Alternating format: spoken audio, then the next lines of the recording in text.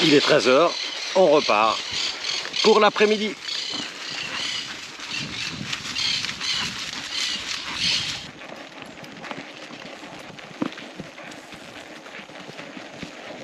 Vous pouvez pas savoir à quel point je prends mon pied. C'est vraiment génial, quoi. J'ai un peu l'impression d'avoir fait ça toute ma vie.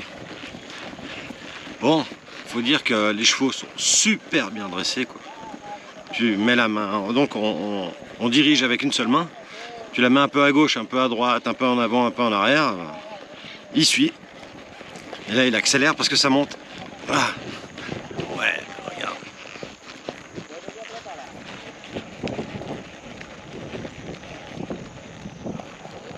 Paraguay, je m'attendais pas à ça, hein. Vraiment magnifique. Terre rouge. Magnifique. Le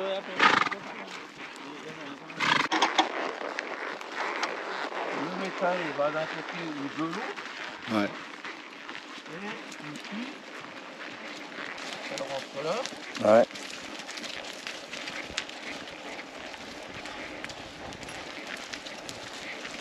Là,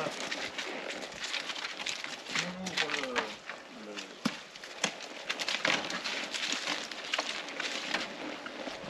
on ouvre, on rentre là. Voilà, après à pied, on les pousse vers le bretté, ce qu'on appelle le V, qui a la forme des vaches. Alors là, il y a un œuf qu'on peut... Alors, regarde. Ok, donc ils sont bloqués là. Ils sont bloqués là, on ferme là, aussi. Regarde, on a plusieurs portes. On est coincé quand on est travaillé pour elle, tu vois. Tac. Là, on a un espace où on peut mettre une bascule électronique par terre. Ah, d'accord. Donc ils sont coincés là entre les deux. Ouais. Et ça, c'est notre case. Après, on a une case d'opération. Alors la vache rentre là. On lui coince la tête là, comme ça. D'accord. Après, on lui coince au niveau des hanches. Ouais. Ok. Une fois qu'elle est bloquée, là, tu as le truc pour pas se prendre de coups de patte. Ouais. D'accord. Et là, tu peux ouvrir. Tu peux rentrer en sécurité. Tu ouvres, tu es en sécurité, tu es protégé par ça pour les coups de patte. Ouais. Et là, tu peux faire les inséminations. On a des portes sur le côté pour pouvoir les traiter s'il y a des problèmes. Ouais. Et voilà. D'accord. Et à la sortie, on a des mises à part où ils peuvent aller d'un côté, de l'autre. Il y a 4 corrals où on peut faire les mises à part. D'accord. Donc c'est que pour les inséminations ici. Non, non, ça c'est pour tout. Tout le travail se fait, du bétail se fait ici. D'accord. Les vaccinations, les inséminations, les andrologiques des taureaux, tout ce qu'on a à faire avec le bétail. Où tu as besoin qu'il soit fixe, tranquille pour contrôler. Ça c'est notre bureau. Quoi. Et cet endroit donc s'appelle le corail. Le corral. Corral. Le Corral.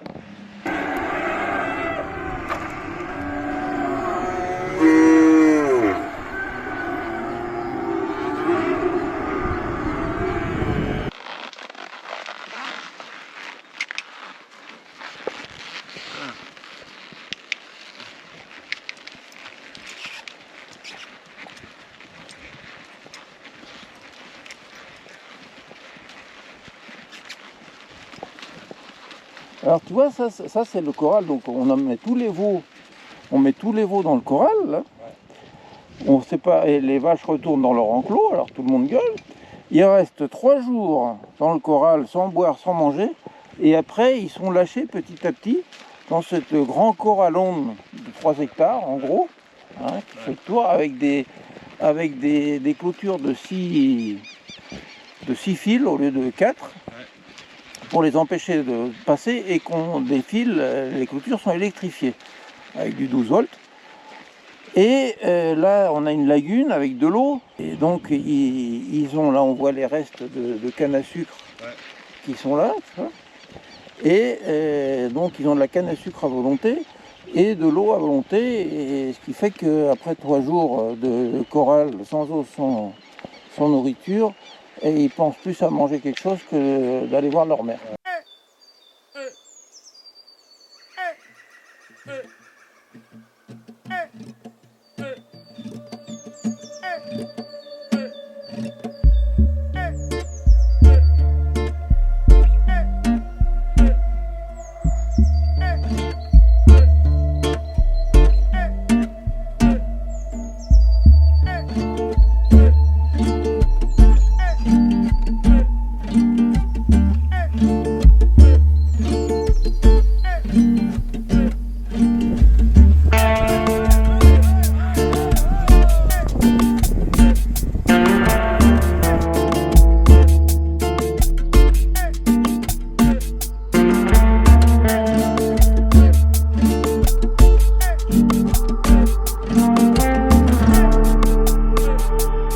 On va mener un troupeau là.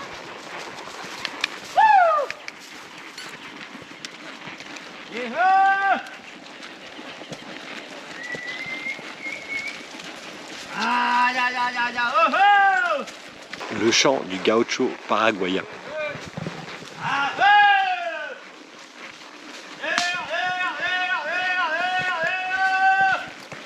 I'm a poor London cowboy and a long, long way from home.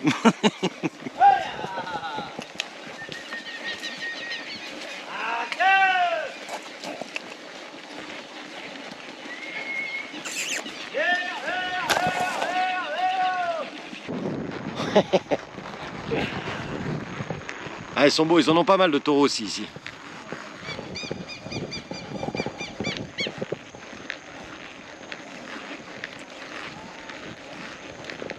Donc faut savoir que c'est un domaine qui est immense, hein. Il y a 1500 hectares pour les bêtes et il y a 3500 pour le soja et d'autres cultures. Et aucun produit chimique n'est utilisé, c'est que du bio, quoi. Pour traiter, ça va être soit des champignons, ça va être voilà, que des choses naturelles.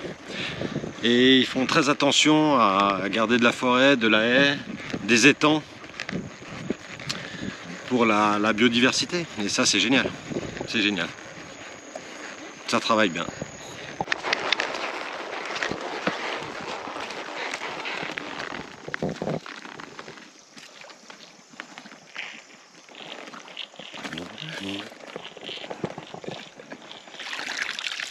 Il met des naseaux dedans. Il peut plus respirer. Ouais, il met des naseaux dedans. Il sait pas voir.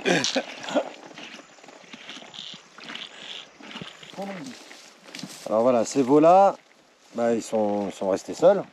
Pour rester seul, la mère est pas. Ouais, la mère est partie. Et puis, donc ce sont des brahmanes rouges. Et puis, ils restent avec une nounou. Voilà. Une nounou qui est là. Une vache adulte. Ouais, mais... Comment ça, mais...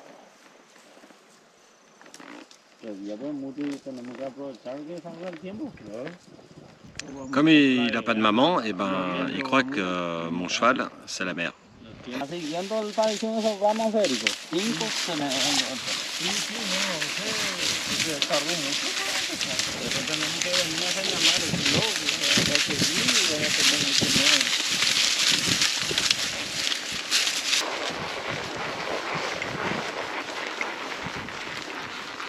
On n'est pas bien là?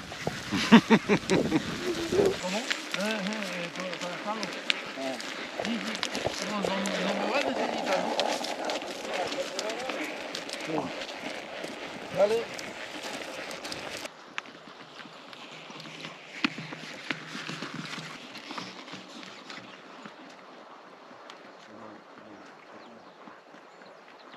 Voilà, je suis devenu un cowboy, un gaucho paraguayen.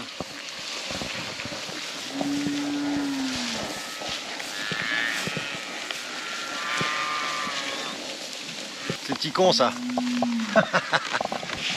Et il obéit super bien. C'est un plaisir. C'est un plaisir. Alors là, il mange de la canne à sucre. C'est un complément. Alors là, on a le responsable du lot.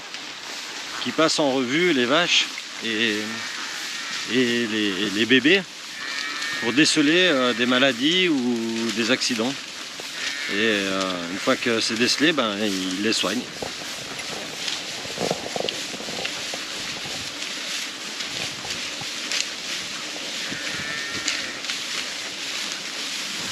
Alors étant donné que la superficie est énorme où se trouve le bétail, la nuit il y a des employés, et entre autres là c'est des Indiens Guarani, qui installent leur tente à côté d'un troupeau et qui sont alertés si jamais il se passe quelque chose. Et ben, ils ont le téléphone et ils avisent des responsables pour faire la chasse aux bandits, parce que les gars peuvent très bien tuer la bête sur place, les salopards, débiter la viande et puis partir avec.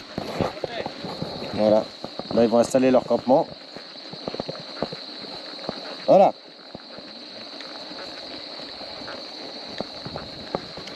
Pour la nuit.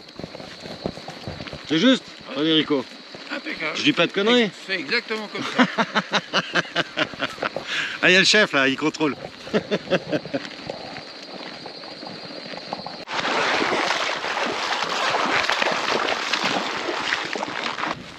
Alors à 17 h, on rentre.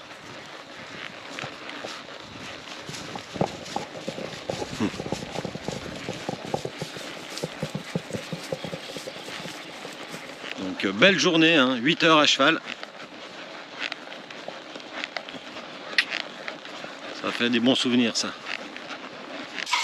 Alors voilà, on est dans la maison de Frédéric, qui se fait appeler Federico, parce que en espagnol, le R est difficile, donc ils n'arrivent pas à dire Federico, donc ils disent Federico. Et bah voilà, c'est une maison de cow-boy gaucho simple, mais il y a tout. Et bah, il est autonome. Fred, il se fait sa petite bamboule ici.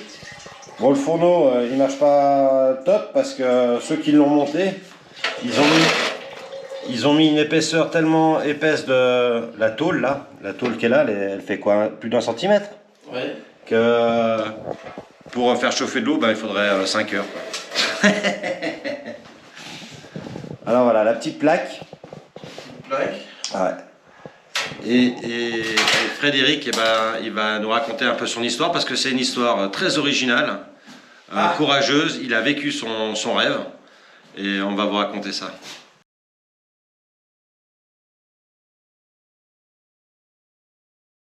Alors, je m'appelle Frédéric Blanche, il m'appelle Federico ici, il se mange un R au passage.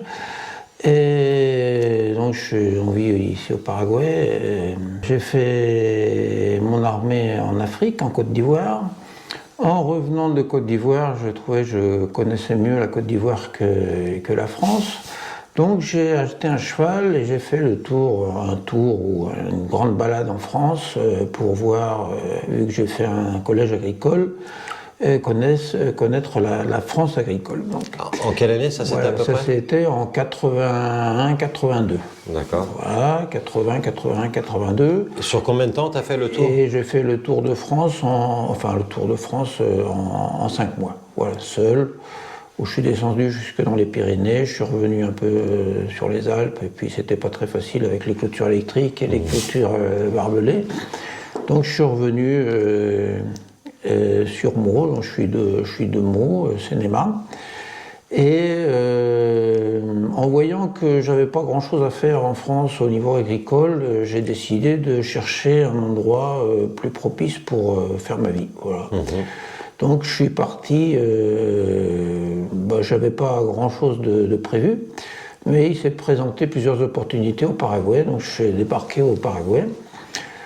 Chez un administrateur d'estancia. Donc une estancia, c'est, comment tu pourrais dire en français? Une estancia, c'est des fermes. Des fermes. Surtout d'élevage, ouais. Là où avec le premier patron. Voilà, il m'a tout de suite envoyé dans une région du Chaco. Alors le Paraguay est divisé en deux parties, une partie occidentale et une partie orientale. Donc la partie occidentale, c'est le Chaco paraguayen, il y a le Chaco bolivien, il y a le Chaco argentin aussi. Et c'est une ancienne mer, donc des terres très salées et très rudes, rustiques. Inhospitalière, aride. Voilà, inhospitalière, avec beaucoup d'épineux, très plates en fait, peu de relief. Et aussi avec surtout de l'élevage. L'élevage à grande échelle, en fait, extensif. Et bon, la vie, évidemment, beaucoup de chaleur, beaucoup d'épines, beaucoup de serpents, beaucoup d'araignées. Voilà, une vie assez rude, où j'ai passé en fait 7 ans de ma vie sur une estancia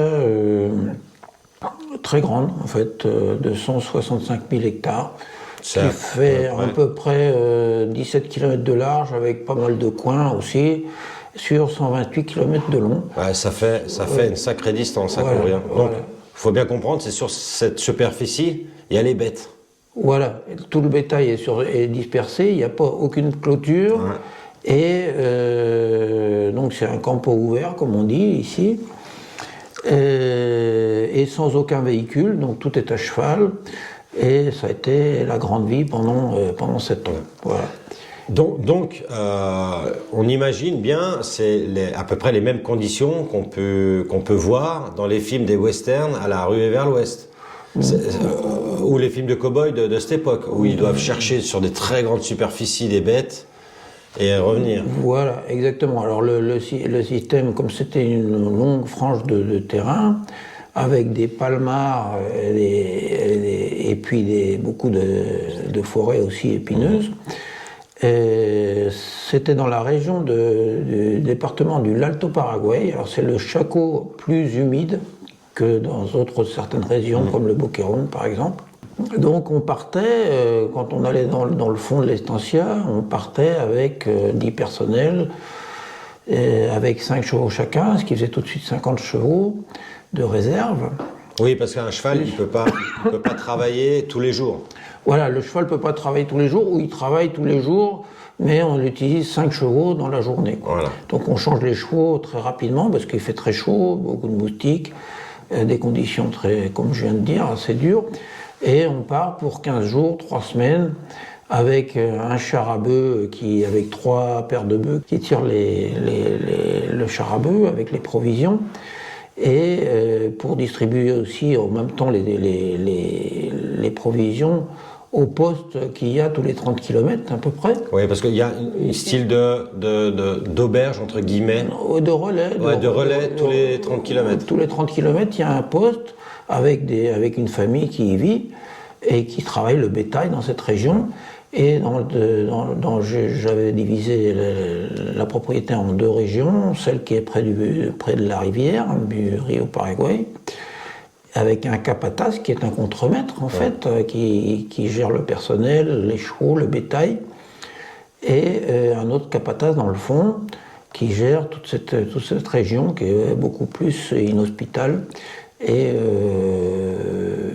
voilà, rustique aussi. Ouais. Donc il faut bien comprendre que sur cette superficie de plus de 100 km sur 17 km de large, il n'y a pas de village, il n'y a pas de ville. Ah non, il n'y a rien du tout. Il n'y a rien. Il n'y a rien que. C'est la dureté de la vie, voilà, avec des épines, des serpents, des moustiques, la chaleur et le froid la nuit. Et sur cette frange de terrain, on avait à peu près 5000 têtes de bétail. Et ben quand on partait dans le fond, on démarrait du fond, en fait, tout le monde allait dans le fond. Et si c'était pour marquer, ou surtout on faisait un peu tous les travaux en même temps quand on arrivait à attraper du bétail, qui était semi-sauvage. Et on faisait la marcation, on faisait le traitement des veaux, et après on faisait les troupeaux pour emmener près du port, près du fleuve, pour embarquer dans des bateaux bétaillières. Pour les vendre. Pour les vendre, ouais. pour la vente qui allait souvent à Asunción, qui est à 3 jours de bateau. D'accord. Hein? Donc voilà, ça c'était partir dans le fond de l'Estancia, c'était toute une aventure. Donc il faut bien comprendre que ce métier, tu ne connaissais pas ce métier. Voilà, je ne connaissais pas, j'avais des connaissances d'élevage et d'agriculture. À la française. À la française, mais pas. J'ai été dans le collège agricole de Crésancy, donc voilà, ça n'avait rien à voir avec ça. Si, à ma faveur, j'avais quand même de savoir monter à cheval depuis tout petit, quoi. Ouais. Donc ça, c'était un gros avantage pour moi qui m'a sauvé. Ouais, bon, et puis, dans cette région, tu m'as dit que tu as quand même mis 2 ans pour t'acclimater.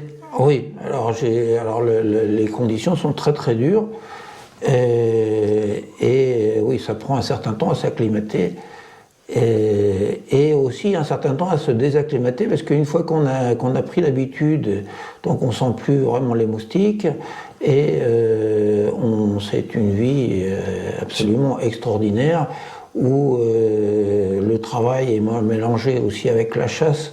Une chasse pratiquement obligée parce que tu as des lots de petits sangliers des petits sangliers qui pèsent une 30aine de kilos, des petits phacochères en fait, on dirait en Afrique, et qui se baladent dans l'eau de 300 et qui t'attaquent de temps en temps parce qu'on a des chiens avec nous et ils n'aiment pas trop les chiens, donc voilà, donc on fait souvent de la chasse obligée. Oui, parce que vous êtes armés, on est bien rond. Oui, bien sûr. Armé de quoi? Eh ben, on a des 38 souvent, parce que donc des Colts, des Colts, un revolver 38, des revolvers 38 ou des 357 Magnum, et puis moi j'avais une Winchester, une carabine. Une carabine Winchester. Ouais, c'est le Far West, quoi. Voilà, bah oui, parce qu'on chasse, voilà, et puis il y a aussi de temps en temps des voleurs de bétail qui apparaissent. Ouais. Alors dans cette région-là, ils t'en emmènent 100, 200 ou 300, quoi. Ouais, ça fait mal. Voilà, ça fait mal, mais étant donné que c'est un campo ouvert, sans clôture, voilà, c'est une vie assez rustique et sympa. Donc là, tu as fait combien d'années là-bas? Alors j'ai fait 7 ans, j'ai fait 20 ans là-bas, et après j'ai continué à travailler avec ce même patron, mais dans la région orientale, là où on se trouve en ce moment. On se trouve maintenant, donc c'est dans le sud. Et j'ai fait en tout avec lui 17 ans de travail, voilà. Voilà, là, maintenant je suis dans le sud, dans une région totalement différente. C'est de la terre rouge, très riche. En herbe. Très riche en herbe, très riche en agriculture. On plante beaucoup de soja. Et alors moi je fais partie de l'entreprise au niveau élevage. Élevage, ouais. Voilà, je ne m'occupe pas trop de la partie agricole, à part que toutes les terres agricoles deviennent des pâturages en hiver. Parce qu'on a un climat sous-tropical, n'est-ce pas, qui signifie chaud en été et froid en hiver. Et il n'y a aucune culture ni herbage qui tienne le coup. C'est les deux extrêmes. Ouais. Donc on est obligé d'avoir des pâturages d'hiver et des pâturages d'été. D'accord. En gros. Donc tu as de l'herbe spécifique pour l'hiver et de l'herbe spécifique pour l'été. Pour l'été. Ouais. Et en gros, pour donner une idée, tout ce qui pousse en été chez nous en France pousse en hiver ici. Voilà. Ce qui est le blé, le régras qu'on utilise dans les pâturages aussi pour nous. Voilà. Et en été, on a de la canne à sucre aussi qui nous sert pour l'hiver.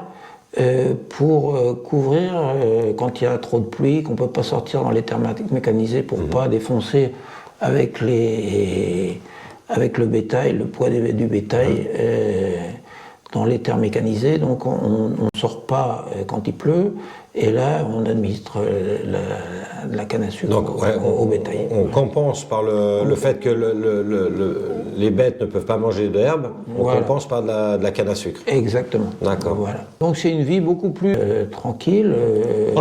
T'es quand même 8-10 heures à cheval par jour? Oui, voilà, mais enfin dans le Chaco c'était beaucoup plus. Ah oui. C'était beaucoup plus, et on est dans des conditions beaucoup plus civilisées. Avec le confort, entre guillemets. Avec un peu plus de confort quand même, sans moustiques, avec beaucoup d'eau. Alors le problème de l'eau aussi, dans le Chaco, c'est de l'eau salée souvent. Et donc ça provoque pas mal de problèmes de santé. Et sur le côté droit, à l'ouest, il y a le Brésil quand même, à l'ouest du fleuve Paraguay, à haut niveau où j'étais. Voilà. Donc, en gros, ici, tu gères combien de bêtes? Ici, on tourne entre 2500 et 4000 têtes. D'accord. Quand les veaux sont nés, on a autour de 4000 têtes. Donc, évidemment, à chaque naissance, donc c'est une période à peu près, tu m'as dit, de 90 jours. De 90 jours, les périodes de naissance. Oui. Vous allez quasiment tous les jours visiter les lots. Oui. Pour voir les nouveau-nés. Voilà. Donc ils ont entre 1 ou 2 jours. Oui. Et puis là, qu'est-ce que vous faites? Alors là, on leur met un numéro, on leur met un tatouage aussi à l'oreille de l'autre côté pour les identifier, que ce soit toujours le même numéro. Et parce qu'ils perdent les boucles d'oreilles qu'on leur met, ils les perdent assez facilement, donc ils sont tatoués aussi. Après, on regarde le tatouage, on remet le même numéro. Et il y a un signal, ce qu'on appelle ici un signal de...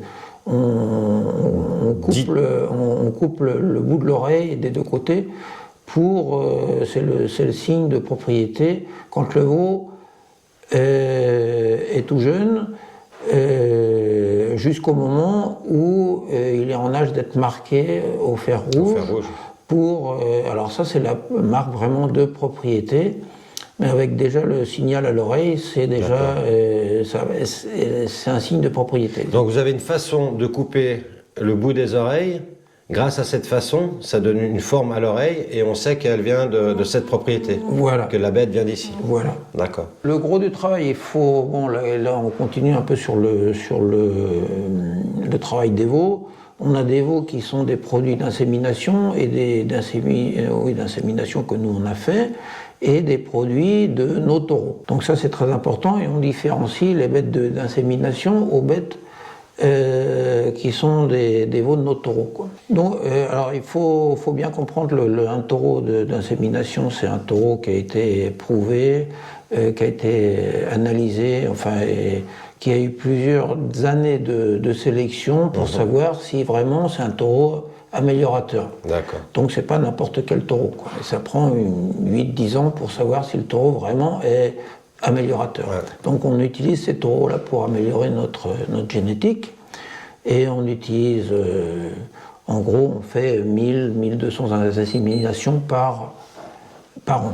Après les naissances vient la période des services où justement on fait les inséminations, après une certaine partie des vaches sont lâchées avec les taureaux. Et après l'époque de service qui se passe entre le 20 septembre et le 15 décembre, pas avant 2 mois après la fin des services, on fait les palpations, ce qu'on appelle les palpations. C'est-à-dire qu'on détermine si la vache est pleine ou pas pleine. Si elle est déterminée qu'elle n'est pas pleine, elle est séparée, engraissée à l'herbe, mais séparée, et elle ne rentre plus en service. C'est-à-dire qu'elle est vendue pour la viande. Pour la viande, et on exige un veau pour chaque vache chaque année. Si elle a eu un avortement, si elle a perdu son veau, pour une raison ou une autre, elle est éliminée. D'accord. Voilà, parce qu'on ne sait jamais très bien pourquoi elle a perdu son veau, si elle ne s'en est pas bien occupée, c'est pas une bonne mère, elle n'a pas suffisamment de lait, donc on élimine. D'accord. Pas éliminer, vous la vendez pour la viande. Voilà, mais elle est éliminée du troupeau de reproduction. D'accord, Parce que c'est très important pour avoir une bonne efficacité et un bon rendement aussi. Alors, ce qu'on peut préciser aussi, tu peux parler que, contrairement à beaucoup d'endroits, ici, c'est une estancia où vous faites très attention, vous n'utilisez pas de produits chimiques. Les traitements se font par des traitements bio. Je parle de la terre. Et vous êtes très proche des bêtes aussi, parce que je vois, vous passez tous les jours quasiment pour voir si une vache est pas bien, si un veau est pas bien, et vous trouvez un traitement derrière. Ça j'ai trouvé ça assez incroyable. Et surtout, vous avez bon, ici c'est un immense terrain, vraiment à perte de vue, mais vous faites attention à garder un milieu biologique avec une diversité, avec des mares, des petits lacs, des rivières, et ça c'est super important. Vous avez plein d'oiseaux. Maintenant, je ne sais pas si vous avez des mammifères. Je n'ai pas vu de mammifères, mais oui, on a aussi les carpinchos, on a beaucoup de mammifères aussi qui sauvages ici, vivent surtout la nuit, dans ces régions-ci. Donc c'est beaucoup plus difficile à voir. Alors je voudrais quand même ajouter qu'on ne fait pas seulement attention à la terre, aux animaux, à la biodiversité, mais aussi on fait très attention à nos voisins, c'est-à-dire qu'on a des colonies de Paraguayens tout autour de nous, et tout ce qu'on peut faire à la main qui est aussi rentable, même parfois un peu moins rentable que de le faire avec des machines, on préfère le faire à la main pour donner du travail à nos voisins et pour être socialement plus efficace avec tout le monde. Donc, tous les pâturages sont sans aucun traitement chimique, sont nettoyés à la binette. D'accord, à la binette. À la binette. Puis il y a de la superficie. Oui, on a 1500 hectares pour l'élevage. De pâturage. Pour l'élevage. Donc voilà, ça c'est un point très important. Donc j'ai souvent une soixantaine de personnes qui travaillent dans les pâturages. Bon, pour la partie agricole, c'est un peu plus délicat, mais ils utilisent le moins possible de produits chimiques. Comme les cultures agricoles sont sur une période très courte, il n'y a pas beaucoup de droit à l'erreur. Donc de temps en temps, ils sont obligés d'utiliser des produits, mais sous des produits chimiques. Mais le plus souvent, en hiver, ils préparent avec des produits biologiques à base de bactéries et à base de champignons pour éliminer les prédateurs, les insectes prédateurs, tout ça.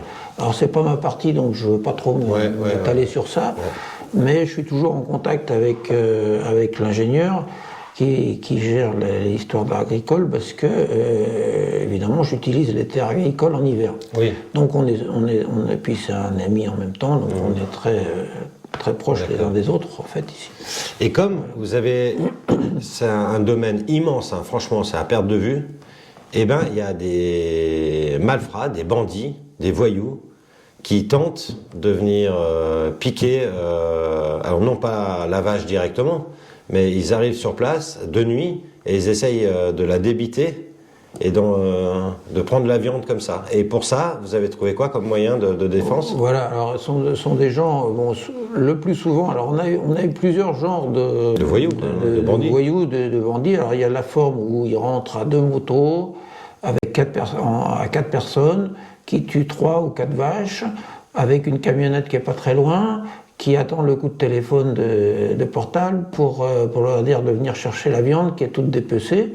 Et ils emmènent ça, alors en général ils le font le matin, le soir, vers 10, 11, 12 heures, et pour les emmener aux boucheries du patelin d'à côté pour qu'elles soient vendues. Bon, ça c'est un genre de...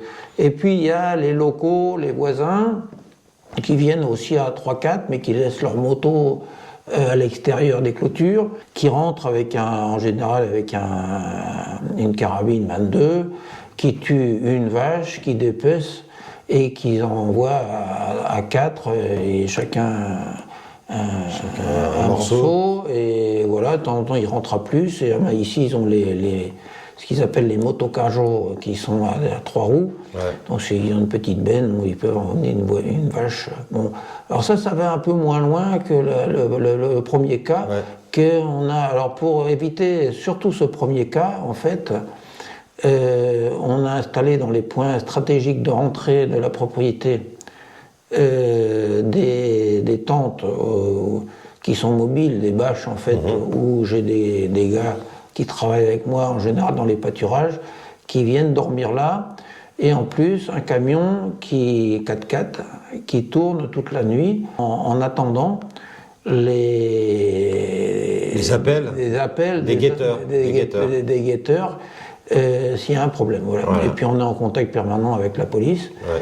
Et bon, on a en général 5 ou 6 groupes comme ça qui sont dans la propriété, sous des bâches, sous des tentes, qu'ils fabriquent eux-mêmes, qui font du feu, qui cuisinent, qui vivent pratiquement là, pour la sécurité. Pour assurer la sécurité. Ouais. Ouais. Et puis, tu as une autre passion que tu essayes de développer. Ah, voilà, alors... Mais ça, c'est à titre privé. Voilà, à titre privé, j'ai une petite propriété de 35 hectares que je suis en train de développer en yerba mate. C'est quoi la yerba mate? Alors la yerba mate, c'est ça, c'est cette herbe qu'on prend, qui est la boisson nationale du Paraguay et d'Argentine aussi. Ouais. On prend ça avec de l'eau chaude ou de l'eau froide. Le matin, en général, ça nous sert de café. Ouais. C'est très énergisant. C'est très agréable une fois qu'on connaît et qu'on prend ça. Et voilà. Alors c'est une plante assez compliquée. C'est une plante naturelle, originelle du Paraguay et de l'Argentine et d'une partie du Brésil aussi, mais qui fait partie qui pousse dans le bassin, disons, de terre rouge à 80-100 km de chaque côté du fleuve Paraná. À notre latitude, en fait, de climat sous-tropical, qui poussait avant naturellement dans les forêts. Donc maintenant, elle a été plus ou moins dominée, apprivoisée. Les jésuites ont appris à la cultiver de l'époque des jésuites, et c'était une culture économique très très importante au niveau de la région. C'était une plante qui s'exportait beaucoup en Europe à cette époque-là, et ça allait beaucoup au Pérou, en char à bœuf, jusqu'au Pérou. C'était la seule boisson qui permettait de rafraîchir les gens qui travaillaient dans les mines. Donc ça, c'est un peu pour la petite histoire. Et la yerba est une plante qui pousse normalement en forêt, et qui est pas qui n'aime pas beaucoup les grosses chaleurs, et qui est assez délicate pour les démarrages. C'est-à-dire que pendant 2 ans, il faut y faire très attention, il faut la mettre à l'ombre en plein été. Pour pas qu'elle crame? Pour pas qu'elle crame. Et donc voilà, c'est assez compliqué, il y a pas mal de pertes en même temps tous les étés. Et donc il faut replanter. Et c'est un arbre, alors on a fait... Par expérience, on s'est rendu compte que la yerba a de la mémoire, comme je pense toutes les plantes, ont de la mémoire, se communiquent entre elles, et quand il y a eu un problème qu'on leur a laissé régler seules, en général, elles règlent le problème tout seules avec la biodiversité qu'on laisse autour d'elles en même temps. Voilà.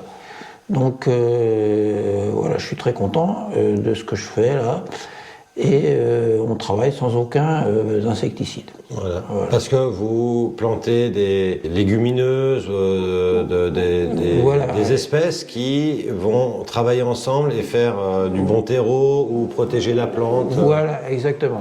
On plante ce qu'on appelle des engrais verts pour maintenir une bonne matière organique qui est en fait la fertilité des sols. Ouais.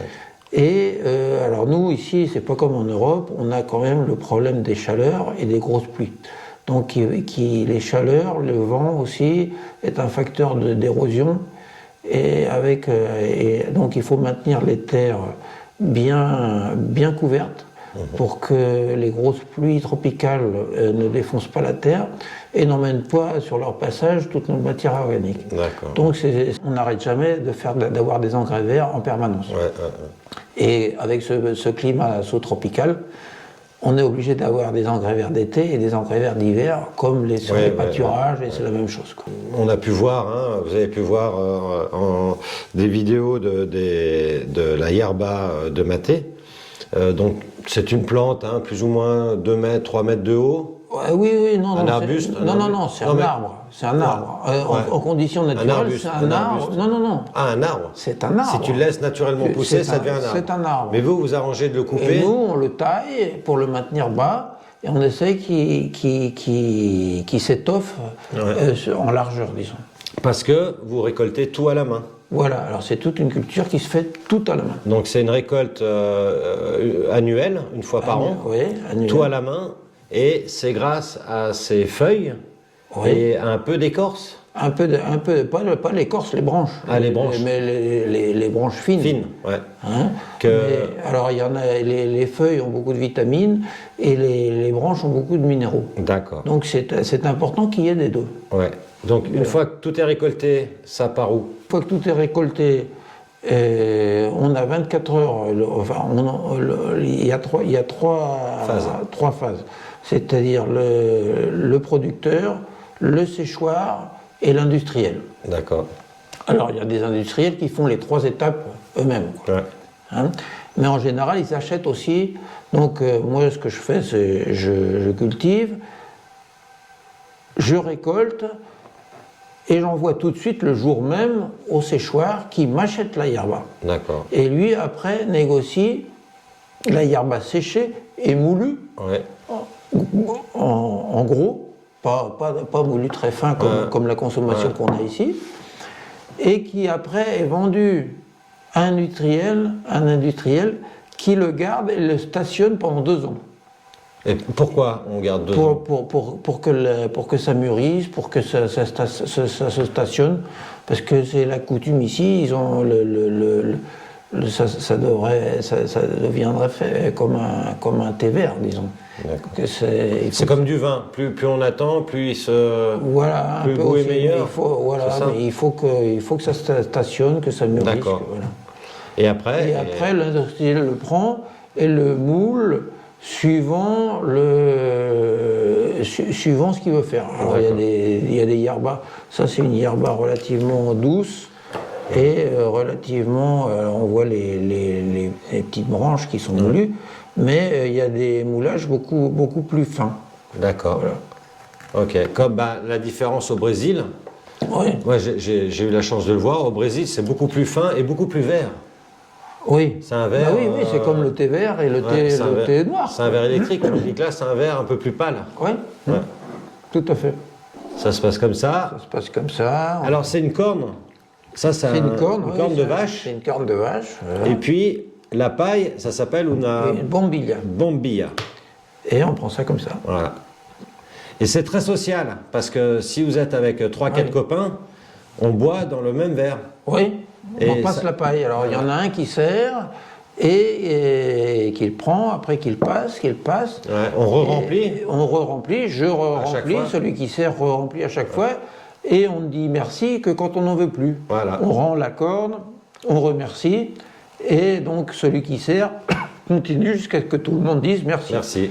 C'est magnifique. Alors merci encore à Fred qui m'a invité grâce à Tony. En fait, Tony m'a invité à dormir chez lui et il m'a dit j'ai un copain qui travaille là dans une estancia, ça devrait t'intéresser. Alors je suis allé le voir et puis voilà, on a tout ce que vous avez vu là en image. Et c'est le travail de Fred. Et voilà. Merci encore Fred. Et merci à toi pour la visite. T'es le bienvenu quand tu veux. Merci. Allez, ciao.